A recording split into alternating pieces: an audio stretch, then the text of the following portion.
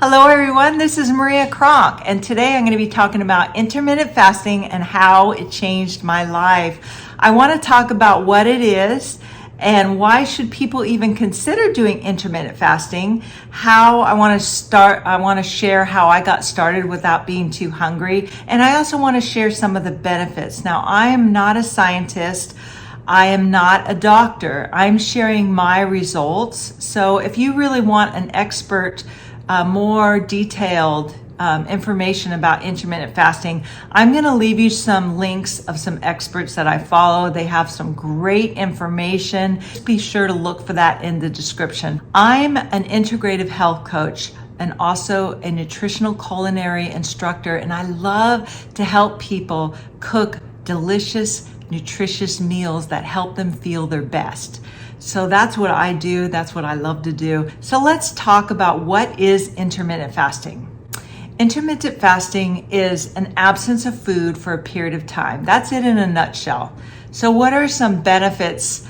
I'm just going to share with you a few bullet points of some benefits of intermittent fasting. It's amazing how powerful this is, but I'm just going to share with you a few bullet points. First of all, it helps your body to reset and to release those toxins from your body, which helps your liver function. Now, a lot of these next things I'm going to talk about, next benefits, are a result of your body detoxing, like your moods, that affects your hormones. That helps improve your hormone balance because of the releasing the toxins and your body resetting. It also helps, it can help with your blood pressure. It can help stabilize that. It can help your heart health, your colon and your gut health. It can help you with having less heartburn. I've definitely noticed a difference with heartburn and acid reflux since I've been doing intermittent fasting. Pain relief, this is another thing I've noticed a difference since I've been doing this and the low carb keto diet. It helps with your kidneys and it helps with energy. I've definitely noticed more energy and a mental clarity. It helps with insulin. It can help regulate your insulin production, which increases your fat burning. It gets your body in that fat burning mode, which is awesome. It also it can help increase the hormone growth, a hormone called human growth hormone. And long story short, there's a lot more science and details about this hormone, but long story short, it helps your body to burn fat and it helps your body to gain muscle, which is always an awesome thing. It also helps, the intermittent fasting helps you lose weight, that dangerous fat that's around your organs called visceral fat. It can help reduce that. It may help lower the risk of type 2 diabetes. I know a lot of diabetics that have benefited greatly from intermittent fasting. So let me explain to you how I got started. Now, I'm that person that I used to wake up and as soon as my feet touched the floor, I was hungry. I have a very, very healthy appetite. And I was hungry first thing in the morning.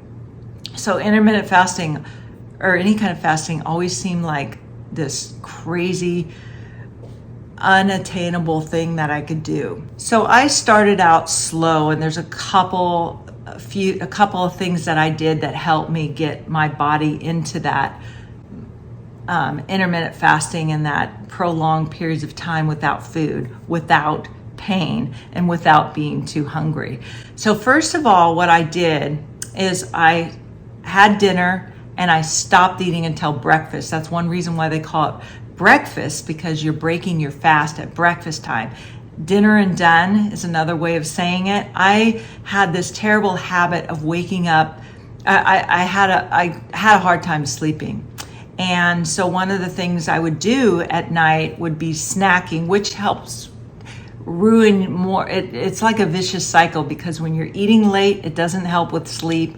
And when it's a vicious cycle. It's a terrible habit. So basically I changed that habit. And I found something else to do when I couldn't sleep at night. I would do something else that wasn't that didn't involve food. So that's the one thing to get started with, is just having dinner and being done until breakfast.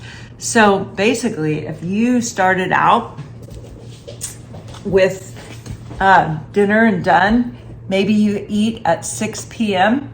and then you would eat breakfast at 8 a.m. That's 14-hour fast. Now maybe you get up earlier at 7, or maybe you eat breakfast at 7, or maybe you eat breakfast at 6. Just start with whenever you eat breakfast and whenever you eat dinner. The main thing with dinner is not to try to give at least a few hours before you go to bed that you've eaten dinner. You don't want to eat dinner and then go to bed like an hour later or half hour later. It really disturbs your sleep. So it's really good to have that few hours of being up before you go to bed after your dinner. But yeah, that's what it would look like. So yeah, if you did it at 7, that'd be 13 hours. 6 would be 12 hours. So that's the first way to start, because that is intermittent fasting. And it's simple, because most of us are sleeping most of the time. So most of the time during the fast, you're going to be sleeping and you're not even going to be noticing it. So that's the most painless way of starting. Another thing, there's 2 other things that I did. And one of the things is I would just move it up 30 minutes every 4. It was 4 days for me. It could be 3 or 4 days for you. But like if it was at 8 o'clock, maybe 4 days later, I would start breakfast at 8:30. And then 4 days later, I would start at 9. And now typically most of my days, I go till about 10 a.m. There's a couple days a week I go till 11 or 12. And then there's one day a week that I go till about 5 p.m., which works out to be about 23, 22 hours from my in a fasting state. I try to do that at least once a week, and I've been able to do that without being too hungry. It helps when I drink coffee throughout the day. That's obviously not sweetened and no creamer in it. It's just black coffee. That helps. But you could do tea or some other non-caloric drink. The other thing that I did, besides increasing the 30 minutes every 4 days, is I drank homemade bone broth. Now, I bought the bone broth from the store, and that was just nasty. It has to be homemade, and it literally takes me 5 minutes to put all the stuff in a pot and make bone broth with an Instant Pot or a crock pot. It's super easy. And so every morning I have a habit of getting up and spending time in prayer and reading. So I just go down, warm up a cup of bone broth. That's what I did at first. And then I was able to be consistent with my workouts, because I always did really good when I worked out first thing in the morning. But a lot of times I was hungry and I didn't have the energy to get through the workout. So the bone broth helped me get my body in a routine where I was doing my workouts first thing in the morning before I ate breakfast. That helped me. I wasn't hungry and I had energy. And then I got to a point where I didn't really need that bone broth. But I still had the energy to do the workouts first thing in the morning. Now, when I went on extended fast, pushing it till 1 o'clock, pushing it till 5 o'clock, I did bone broth. Like sometimes with the day fast, I would do like 5 cups of bone broth throughout the day. That helped me not to be too hungry, and it helped my body to get used to it. Now I just have black coffee, and I'm not that hungry. My body's gotten used to going those periods of time without food, and it's gotten much easier. I never thought I could do this. Believe me, with the appetite that I have and the love of food that I have, I just never thought I would be that person. But I have seen so many incredible results with my weight loss and my mental clarity and pain and acid reflux and heartburn. It's just been amazing benefits that I have experienced, and it's just definitely worth it. And the key thing is to start out slow.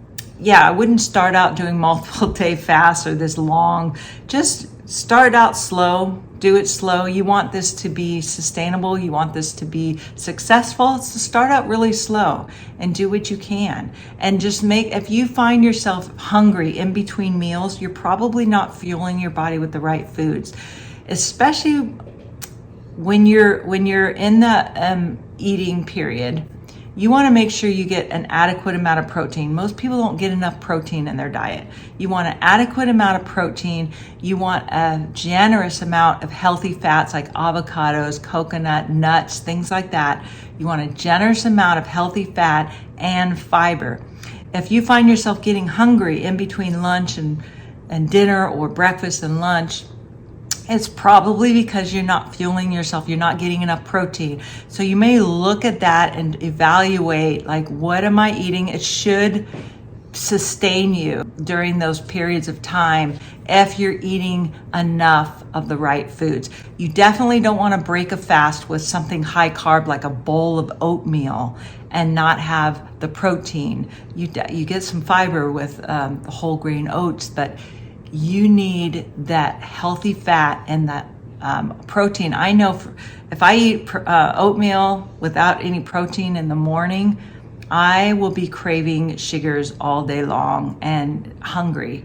It's really important to try to keep your meal low carb, something that's very low carb, and an adequate amount of protein, healthy amount of fat, and fiber. So those are the things to look for. I hope this was beneficial.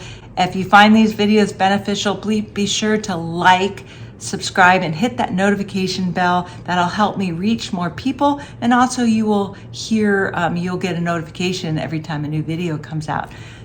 Talk to you later. Talk to you soon. Bye-bye.